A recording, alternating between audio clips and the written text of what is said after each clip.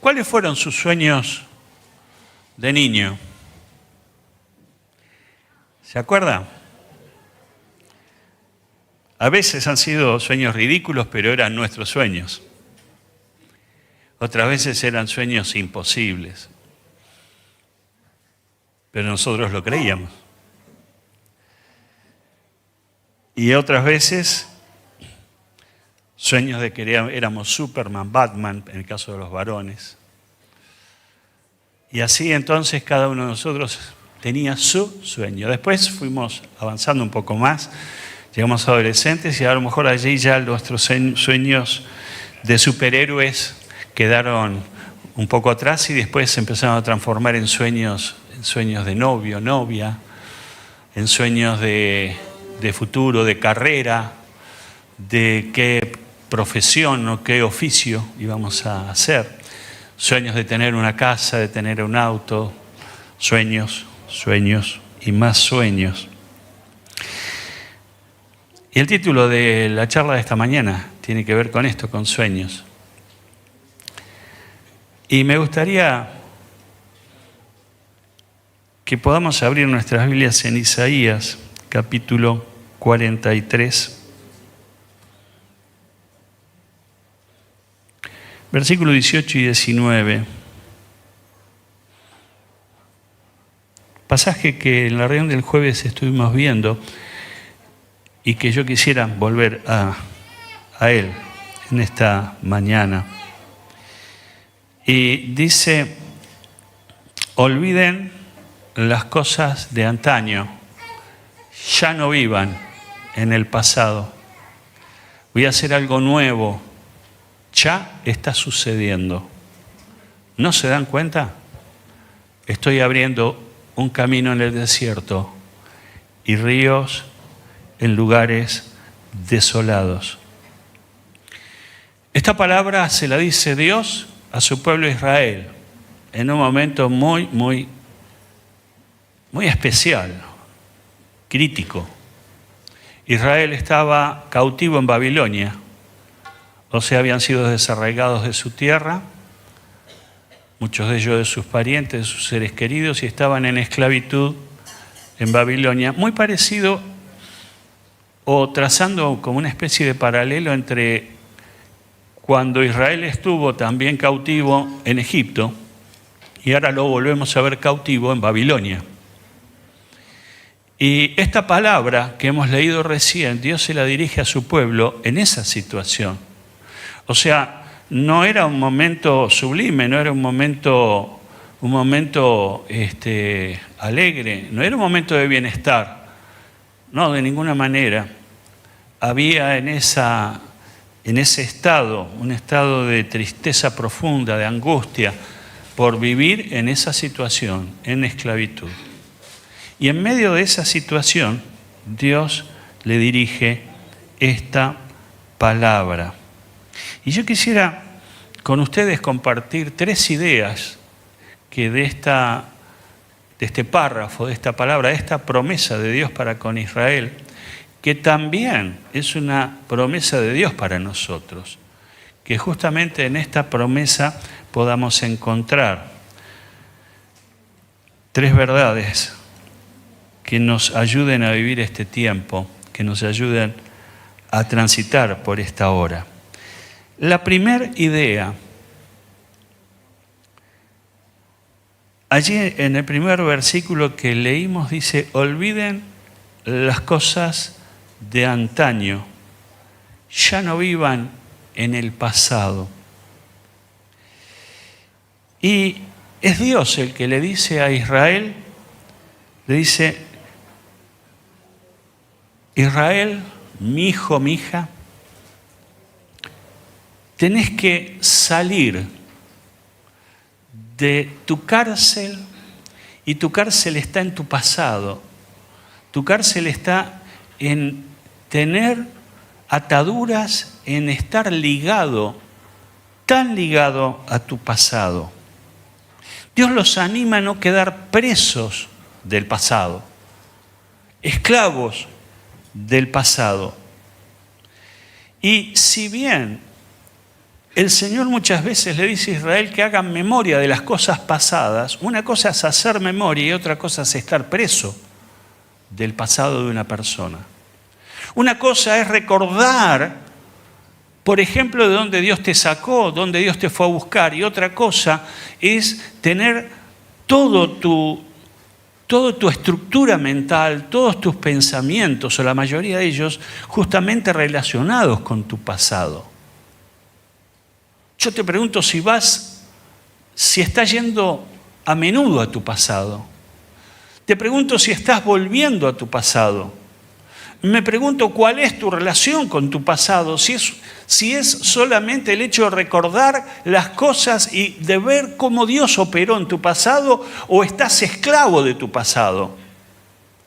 Y hablando de entonces esta esclavitud, yo veo por lo menos tres cosas que que los cristianos muchas veces estamos presos o atados al pasado. Estamos muchas veces presos del rencor. Muchas veces estamos presos de la falta de perdón. Miren, hoy es un día que a ninguno de nosotros nos escapa, es un día de familia. Ayer estaba hablando en un negocio con una persona y me dice, mire, qué difícil es este día, qué difícil es el día de la madre, del padre, porque a veces pone en evidencia esos días las tremendas crisis que hay dentro de una familia, los enfrentamientos que hay dentro de una familia, las situaciones no perdonadas que hay dentro de una familia. Me decía esta persona, nosotros somos 3 hermanos, uno va al mediodía y 2 van a la tarde para no verse. Y yo creo que aquí estamos frente a un drama, el drama justamente del rencor, de la falta de perdón, del odio. Y cuando no hemos sanado esa área, cuando no hemos podido resolver nuestro rencor, nuestra falta de perdón, entonces justamente seguimos presos de nuestro pasado, estamos presos de hechos del pasado, de palabras dichas en el pasado, de acciones realizadas en el pasado. Entonces, la primera esclavitud que yo encuentro, y cuando Dios le dice, olviden las cosas de antaño, no vivan en el pasado, o sea, despréndanse de aquella atadura, y una de ellas es el rencor. La segunda, presos de experiencias negativas. Muchas de esas experiencias negativas tienen distintas situaciones. A veces tiene que ver con traumas, tiene que ver con pérdidas. Hoy también es un día difícil para aquellos que han tenido pérdidas dentro de su familia. Hoy es un día difícil. Y muchas veces, aunque el hecho de encontrar o de ir encontrando consuelo para nuestras vidas es un proceso que nos lleva a algunos más y otros menos. Y algunos de ustedes seguramente están en ese proceso del duelo de una pérdida, pero ¿cuántas veces es justamente un día como hoy el que nos lleva a ver lo que nos falta, lo que hemos perdido? A veces la salud que he perdido, a veces un ser querido que he perdido, como recién le acabo de decir, a veces afectos que hemos perdido, a veces vínculos que hemos perdido. Y entonces estamos presos de aquello que hemos perdido. Hay una triste frase, digo triste porque justamente es lo que quiero remarcar en hoy. ¿Se acuerdan ese dicho? Ese dicho callejero que dice, todo tiempo pasado fue mejor. Lo han oído, ¿no es cierto? Todo tiempo pasado fue mejor. Y realmente es justamente lo que Dios está tratando de decirle a Israel. Dice, no te quedes atrapado, no te quedes detenido, no te quedes prisionero del tiempo pasado. Y la tercera cosa de la que a veces, y por supuesto que habría un listado mayor, pero en este me quiero parar un instante, presos de nuestros pecados. presos de nuestros pecados. ¿Cuánto dolor produce el hecho de la desobediencia a Dios y de hacer las cosas opuestas, distintas, diferentes de lo que Dios dice? ¿Cuántos de nosotros, aún en el tiempo presente, seguimos sufriendo las consecuencias de nuestros pecados pasados?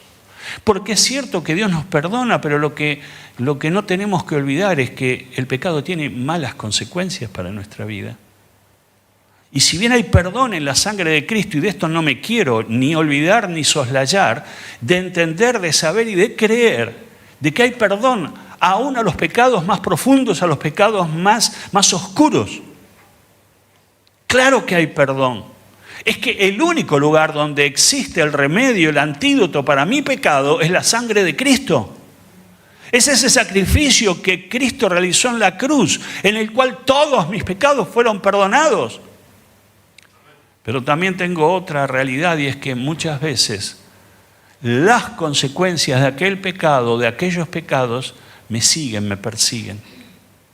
Pero en esta mañana Dios lo que desea es cambiarte y ponerte justamente que la fidelidad de Dios te persiga y no te persiga tu pecado. Sea la fidelidad de Dios la que esté a tus espaldas.